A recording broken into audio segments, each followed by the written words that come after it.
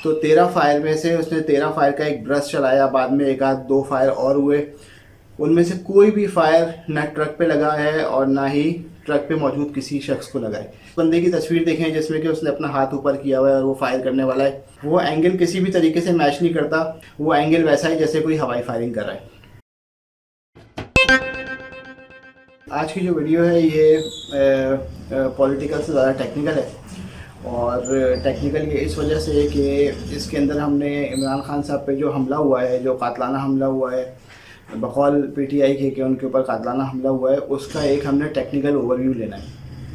क्योंकि इसके अंदर अगर हम टेलीविज़न देखते हैं या सोशल मीडिया देखते हैं तो इसमें 2-3 मुख्तलिफ़ किस्म की आरा हैं लोगों की जो कि वो दे रहे हैं। जिसमें कि सबसे पहली तो पीटीआई की है, जिसमें वो कहते हैं कि जी उनके ऊपर कातलाना हमला किया गया है और बैनुल-अक़वामी ताकतें और अपोजिशन के साथ मिलकर उनको जो है रास्ते से हटाना चाहती हैं। तो उनके ऊपर वही कहते हैं कि जी हमारे ऊपर स्नाइपर फायरिंग हुई है, स्नाइपर से फायर किया गया है, और स्नाइपर से फायर किया गया है और नीचे से भी फायर किया गया है और दूसरी तरफ से भी फायर किया गया है।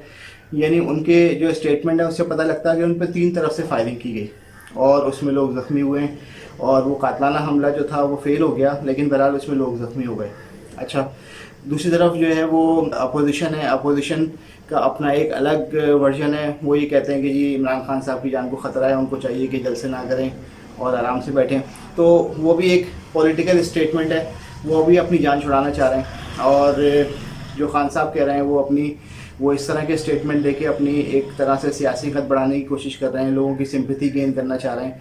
जैसे कि पीपल्स पार्टी के साथ हुआ था, बेनज़ीर के ऊपर असैसिनेशन अटैम्प्ट्स हुई थी 2-3, जिसमें से एक कामयाब भी हुई थी। तो उससे मिलती जुलती वो एक चीज़, एक सिंपैथी क्रिएट कर रहे हैं, लोगों में इश्तियाल भी पैदा कर रहे हैं। तो कई तरह की चीज़ें हैं जो वो इस पूरे वाक़े से फ़ायदा उठाना चाहते हैं। अच्छा, इसमें जो चीज़ मिसिंग है वो अभी तक इस पूरी चीज़ का टेक्निकल एस्पेक्ट मिसिंग है, जिसमें कि कोई अभी तक ये नहीं बताया गया कि इस पूरी चीज़ को अगर टेक्निकली देखा जाए और उस चीज़ को एक एरियल व्यू अगर उस चीज़ का देखा जाए तो वहाँ पर हुआ क्या है या क्या क्या चीज़ें पता लगती हैं सीसीटीवी फुटेज देख के या वहाँ पर जो रिकॉर्डिंग हुई है उनको देख के। अब इसमें जो सबसे बुनियादी बात है समझने वाली वो ये है कि हमारे सामने एक टेस्ट केस है जो कि जॉन एफ कैनेडी का है, जिसके अंदर ली हार्वे ऑसवाल्ड ने 600 मीटर से उसने एक फायर किया जो कि जॉन एफ कैनेडी के सर पे लगा। ये 600 मीटर दूर से उसने बैठ के एक बिल्डिंग के ऊपर से फायर किया था, और वो एक बोल्ट एक्शन राइफल थी, यानी कोई सेमी ऑटोमेटिक नहीं थी। ऐसा नहीं था कि वो ऑटोमेटिकली लोड होती हो या उसमें से ब्रश निकलता हो। वो एक स्नाइपर राइफल थी, और वो उसको एक, और ली हार्वे ऑसवाल्ड जो था वो खुद एक निशानची था, तो उसको पता था कि उसने क्या करना है। तो उसने हवा की डायरेक्शन, उसने उस रास्ते को, उसने इस जगह का इंतखाब, उसने हर चीज़ बड़ी कैलकुलेटेड की, और वो फाइनली इस अपने मकसद में कामयाब हुआ। उसने एक गोली चलाई जो कि जॉन एफ कैनेडी के सर में लगी और जो उनकी हलाकत का बाइस बनी। अच्छा, उसके बाद जब ली हार्वे ऑसवाल्ड को गिरफ़्तार किया गया तो उसके ऊपर जब अदालत ले जाते हुए उस पर भी कातलाना हमला हुआ और जैक रूबी ने उसको फायरिंग करके कत्ल कर दिया, और उसने उसको बहुत क्लोज रेंज से फायरिंग किया और उसने रिवॉल्वर से फायर किया उसके ऊपर, जिससे कि उसकी हलाकत हो गई वहीं पर। अच्छा, अब वापस आ जाते हैं हम लोग इमरान खान वाले मामले की तरफ, जिसमें कि कहा गया है कि जी बस चलाया गया है, और बस चलाया गया है इसलिए ताकि इमरान खान को कत्ल किया जा सके। तो सबसे बुनियादी चीज़ जो इस पूरे स्टेटमेंट में गलती है वो मैं आपको बताना चाहता हूँ कि अगर किसी को कत्ल करना है और एक फ़ासले से कत्ल करना है तो इसमें कई सारे पैरामीटर्स होते हैं जो कि देखे जाते हैं। सपोज़ जो ट्रक है, ट्रक की हाइट खुद तकरीबन 20 से 25 फीट है, क्योंकि उसको मॉडिफाई किया गया है तकरीर करने के लिए।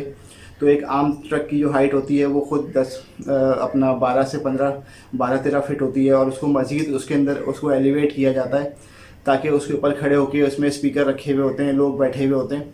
तो तकरीबन 15-16 फीट की हाइट वैसे ही है। फिर उसके चारों तरफ एक हिफाजती हिसार होता है जिसमें कि लोग आम पब्लिक को ट्रक के करीब नहीं आने दे रहे होते। उसके बाद फिर जाके पब्लिक होती है, तो आप समझ लें कि ये कोई 30-35 फीट या इससे भी ज़्यादा का डिस्टेंस बन जाता है। तो आप ये समझ सकते हैं कि इतनी दूर से पिस्तौल से निशाना लेना बहुत ही मुश्किल है। अगर कोई बहुत ही कोई एक्सपर्ट आदमी होगा तो वो निशाना ले सकता है। और वो कभी भी ये गलती नहीं करेगा कि वो बर्स्ट फायर कर दे। ठीक है, इस तरह के ऑटोमेटिक पिस्टल्स आते हैं जो कि बर्स्ट फायर करते हैं, 15 गोलियाँ, 10 गोलियाँ, 17 गोलियाँ, जितने की भी हाई कैपेसिटी मैगजीन्स उसके अंदर लग सकते हैं, तो उससे आप बर्स्ट फायर कर सकते हैं। लेकिन ये आप भूल जाएं कि आप बर्स्ट फायर करके एक्यूरेसी के साथ किसी को निशाना बना सकते हैं। तो ये चीज़ आउट ऑफ क्वेश्चन है कि नीचे खड़ा हुआ एक शख्स बर्स्ट फायर करे और ऊपर खड़े हुए किसी आदमी को निशाने पे लग जाए। पहली चीज़ तो ये है। दूसरी चीज़ ये है कि अगर इमरान खान साहब को निशाना बनाना ही था एक आदमी ने और उसने कत्ल की पूरी प्लानिंग की हुई थी, तो वो रश में से कभी भी नहीं करेगा।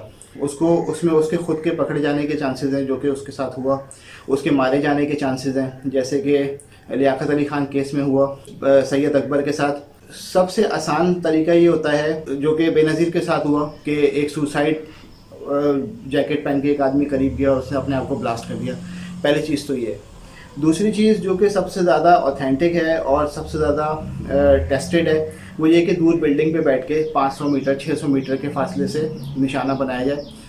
तो ये सबसे ज़्यादा टेस्टेड एक चीज़ है और इसमें बचने के चांसेस तकरीबन ना होने के बराबर होते हैं अगर निशानेबाज अच्छा है तो ये चीज़ आउट ऑफ क्वेश्चन है कि नीचे से फायर किए गए और वो खान साहब को मारने के लिए किए गए। ये तो आउट ऑफ क्वेश्चन है।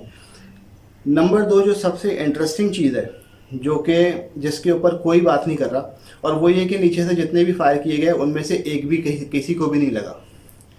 ठीक है, ट्रक पे खड़े हुए जितने भी लोग थे, ट्रक के आसपास जितने भी लोग थे, उसने तकरीबन 14-15 फायर किए, 13 फायर किए मेरे ख्याल से जो मैंने गिने।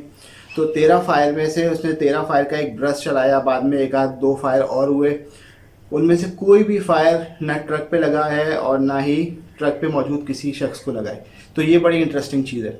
अच्छा, अब अगर आप उस बंदे की तस्वीर देखें जिसमें कि उसने अपना हाथ ऊपर किया हुआ है और वो फायर करने वाला है, वो एंगल किसी भी तरीके से मैच नहीं करता। तकरीबन 15-16 या 10-15 फीट के ऊपर ट्रक के ऊपर खड़े हुए किसी आदमी को निशाना बनाने के लिए वो एंगल वैसा ही जैसे कोई हवाई फायरिंग कर रहा है। अच्छा, अब जो गोलियां चलाई गई उनमें से सिर्फ एक गोली एक आदमी को लगी जो कि नीचे ही खड़ा हुआ था, और वो सिर्फ और सिर्फ इस वजह से हुआ क्योंकि वहाँ पे एक खड़े हुए शख्स ने उसको काबू करने की कोशिश की। मुअज़्ज़म ने, शायद उसका नाम मुअज़्ज़म है, और उस छीना झपटी के अंदर एक गोली उसका हाथ नीचे होने की वजह से सामने से आते हुए एक शख्स को वो गोली लग गई। अदरवाइज़ वो गोलियां किसी और को नहीं लगी, ना ही वो ट्रक पे मौजूद किसी शख्स को लगी। अच्छा, अब दूसरा सवाल ये पैदा होता है कि जो ट्रक पे लोग ज़ख्मी हुए हैं वो किससे ज़ख्मी हुए हैं। तो वो एक, अगर आप खान साहब ने जो बाद में प्रेस कॉन्फ्रेंस की, अगर आप उसके एक्सरेज देख लें और डॉक्टर की प्रेस कॉन्फ्रेंसेस देख लें, तो उनके भी मुंह से निकलता है कि जी पैलेट्स लगे। पैलेट्स का क्या मतलब है? जो गार्ड्स खड़े हुए होते हैं आसपास, जिनके पास शॉट गन होती है, शॉट गन के अंदर जो कारतूस डलता है उस कारतूस के अंदर बड़ी वेरिएशन है। तो वो जो कारतूस के अंदर वेरिएशन है, वो वेरिएशन इस किस्म की है कि उसको लोग शिकार के लिए भी यूज़ करते हैं उस कारतूस को, और अगर आप उस कारतूस को बदल लें, अगर जो शिकार के लिए यूज़ किए जाते हैं, जो बर्ड्स को मारने के लिए, परिंदों को शिकार करने के लिए जो कारतूस इस्तेमाल किया जाता है, उसमें बहुत बारीक बारीक छर्रे होते हैं, तो वो आगे जाके फैल जाते हैं, जैसे मुर्गाबियाँ और चिड़ियाँ और इस किस्म के जो परिंदे होते हैं जिनका के शिकार करना मकसद होता है, वो ज़ख्मी होकर गिर पड़ते हैं। तो वो बहुत बारीक बारीक बॉल बेरिंग टाइप के होते हैं। बॉल बेरिंग थोड़े बड़े होते हैं, वो उससे बारीक होते हैं, तो वो बर्ड शॉट कहलाता है। अच्छा, जो रेगुलर गार्ड्स के पास सिक्योरिटी के लिए होते हैं, उनके पास जो कारतूस होते हैं उसके अंदर आमतौर पे 3 बॉल्स होती हैं। ये 3 बॉल्स जो हैं ये काफ़ी लिथल होती हैं। ये अगर किसी को लगे हैं तो आमतौर पे इनका साइज़ 9 mm से भी बड़ा होता है। तो जब ये लगती हैं तो ये इसमें बचने के चांसेस बहुत कम होते हैं। एक और भी इसके अंदर कारतूस होता है जिसमें कि एक स्लग होता है, यानी पूरे कारतूस के अंदर एक मोटा स्लग होता है, बिल्कुल एक गोल सिलेंडर की तरीके से, और वो भी बहुत ज़्यादा लीथल होता है।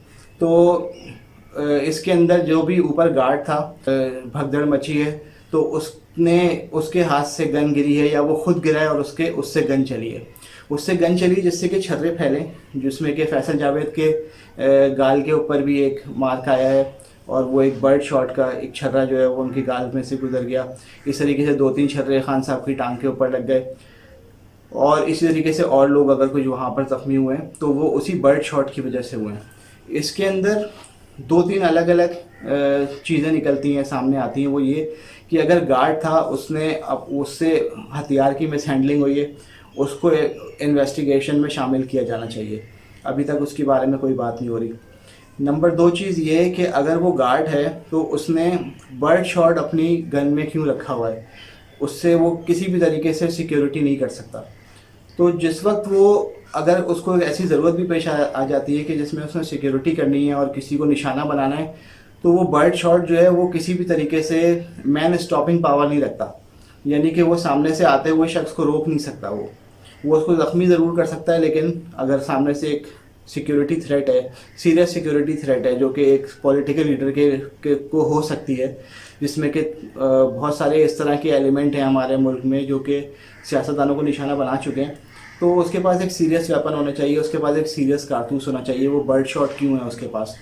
तो वो उसी बर्ड शॉट की वजह से बाकी सब लोग ज़ख्मी हुए हैं, और वो इस तरह से ज़ख्मी हुए हैं कि उनके छोटे छोटे छर्रे उनके लग गए, और वो छर्रे थोड़े बहुत पेनिट्रेट किए हैं। अगर आप शिन बोन अपनी अगर अभी चेक करें वीडियो देखते हुए, तो जो शिन बोन के पीछे गोश्त का हिस्सा होता है वो कोई इतना थिक नहीं है। आमतौर पे जो पिंडली का गोश्त होता है, जिसको उसके आगे जो हड्डी होती है उसको शिन बोन कहते हैं। तो अगर 9 mm की बुलेट लगती है, अगर वो 10 मीटर के फासले से भी लगती है, 20 मीटर के फासले से भी लगती है, तो वो इस पिंडली की हड्डी को तोड़ के क्रॉस कर जाएगी या गोश्त में से क्रॉस कर जाएगी। जो रेगुलरली आमतौर पे जो बुलेट्स चलाई जाती हैं वो फुल मेटल जैकेट होती हैं, FMJ कहलाती हैं, और इनके अंदर पेनिट्रेशन कैपेबिलिटी होती है। और ये अगर किसी चादर के ऊपर लगी हैं, जो कि अगर कोई रेगुलर स्टील की चादर है उसके ऊपर लगी हैं, जो कि बुलेट प्रूफ नहीं है, उसमें से क्रॉस करके वो गोश्त में से क्रॉस कर जाएगी, पेनिट्रेट कर जाएगी, और उसका जो होल होगा वो इतना बड़ा होगा कि एक गोली बाज़ औक़ात इतना डैमेज करती है कि टांग काटनी पड़ जाती है। तो चीज़ आएगी कि 2-3 छर्रे लग जाएं और आप वहाँ पे आराम से निकल के और पट्टी वट्टी बांध के हॉस्पिटल पहुँच जाएं। और जो एक्सरेज हमने देखे हैं उसमें उनका जो साइज़ है वो बर्ड शॉट का ही साइज़ है। तो वो किसी भी तरीके से 9 mm की बुलेट नहीं है। 9 mm की बुलेट काफ़ी बड़ा कैलिबर होता है। तो खान साहब की जो टांग पे लगी हैं वो बर्ड शॉट है, वो किसी भी तरीके से 9 mm का वुंड नहीं है, 9 mm का ज़ख़म नहीं है। 9 mm की अगर 2-3 गोलियां उनकी टांग पे लगती, उनकी टांग आज काटी जा चुकी होती। तो ये ट्रक के ऊपर से ही फायर हुआ है, और ट्रक के ऊपर से ही जो गार्ड है उसकी गन से ये फायर हुआ है, क्योंकि नीचे खड़े होकर जिस बंदे ने फायर किया है उसकी 9 mm की गोलियां किसी को भी नहीं लगी हैं, सिवाय एक शख्स को, जो कि एक पूरी चीज़ की मिस हैंडलिंग के नतीजे में, या उस शख्स ने जो अपने तौर पे कोशिश की, उसने एक बहादुरी का काम किया और उसको नहीं पता कि क्या सिलसिला है, और उसने उसको रोकने की कोशिश की और नीचे घात करते हुए वो गोली उस आदमी को लग गई। अदरवाइज़ वो 9 mm की गोलियाँ किसी को भी नहीं लगी हैं।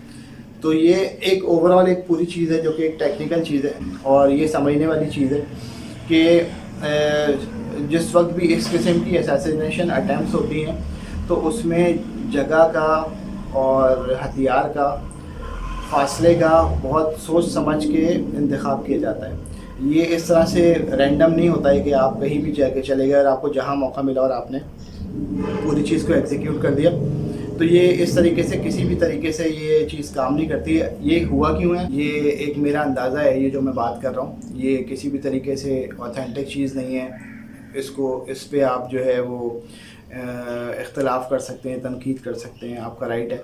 लेकिन जो मुझे लगता है वो ये है कि जिस तरीके से पूरी चीज़ जो लॉन्ग मार्च शुरू हुआ था, उस लॉन्ग मार्च के अंदर लोगों की जो शिरकत थी वो इतनी ज़्यादा नहीं थी। होता ये था कि खान साहब शाम को 4 बजे लाहौर से निकल के आते थे और वो उस जगह पहुँच के ख़िताब करते थे, फिर वो वापस चले जाते थे। वो उस लॉन्ग मार्च के साथ साथ नहीं थे। कई लोगों ने वीडियोज़ बना के डाली हैं कि ये लॉन्ग मार्च वाला जो ट्रॉलर है या वो ट्रक है वो अकेला ही चला जा रहा है। फिर वो किसी शहर पहुंच के और पब्लिक को इकट्ठा करता था और वहाँ पर तकरीर होती थी, लोग थोड़े बहुत जमा हो जाते थे, आसपास 1000, 2000, 3000 शायद, और फिर वो आगे चल पड़ता था। तो ये बिल्कुल उस सर्कस वाले ट्रक की तरीके से जाके वो जगह जगह जाके तमाशा दिखाने वाली बात थी। तो जिस वक्त के इस चीज़ की रियलाइजेशन हुई कि ये पूरी चीज़ नीचे की तरफ जा रही है और ये इसका कोई फ़ायदा हासिल नहीं हो रहा पूरी चीज़ का, और ये इस बयानिए की जो का जो रिजेक्शन है वो हुकूमत की तरफ से भी, सिक्योरिटी के इदारों की तरफ से भी आ रही है, और इसका बैकलैश जो है वो बहुत ज़्यादा स्ट्रॉन्ग है अमेरिका की तरफ से भी और बाकी लोगों की तरफ से भी। और ये मामला जो है वो खान साहब की पॉलिटिक्स को ख़राब कर सकता है। तो मेरे ख्याल से शायद इस तरह का प्लान किया गया होगा कि जी एक छोटी मोटी हवाई फायरिंग करवा देते हैं, उसको हमले का रंग देंगे और पूरी चीज़ को रैप अप कर देंगे। लेकिन हुआ ये कि जो मौके पे खड़े हुए शख्स ने अपने तौर पे कोशिश की उस हमलावर को रोकने की, उधर एक मिसहैप हुआ और एक बंदे की शहादत हो गई अनफॉर्चुनेटली। तो यहाँ पर आके पूरे का पूरा मामला गड़बड़ हो गया। अदरवाइज़ तो उस लॉन्ग मार्च को ख़त्म करने का ये एक अच्छा बहाना था, लेकिन वहाँ पे गड़बड़ हो गई। लेकिन हुआ ये कि खान साहब अभी घर जाके बैठ गए और उन्होंने बोला है कि जी अब मैं रावलपिंडी जा रहा हूँ। तो रावलपिंडी की कॉल देने का मतलब ही यही है कि जी मैं नहीं जा रहा हूँ। तो रावलपिंडी का मतलब है कि आपने जाना ही नहीं है, उससे पहले ही कुछ ना कुछ मामलात हो जाएंगे और ये पूरी की पूरी चीज़ बैठ जाएगी।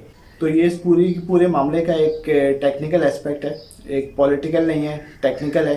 तो क्योंकि इसके अंदर बहुत बड़े बड़े झोल हैं और बाकी लोग जो बात कर रहे हैं वो मुख्तलिफ सियासी बातें कर रहे हैं अपने फ़ायदे के लिए, चाहे अपोजिशन हो चाहे हुकूमत हो। अभी तक कोई टेक्निकल एस्पेक्ट इसके ऊपर नहीं था, तो वो जो मुझे लगता है मेरे तजर्बे के मुताबिक वो ये है। शुक्रिया।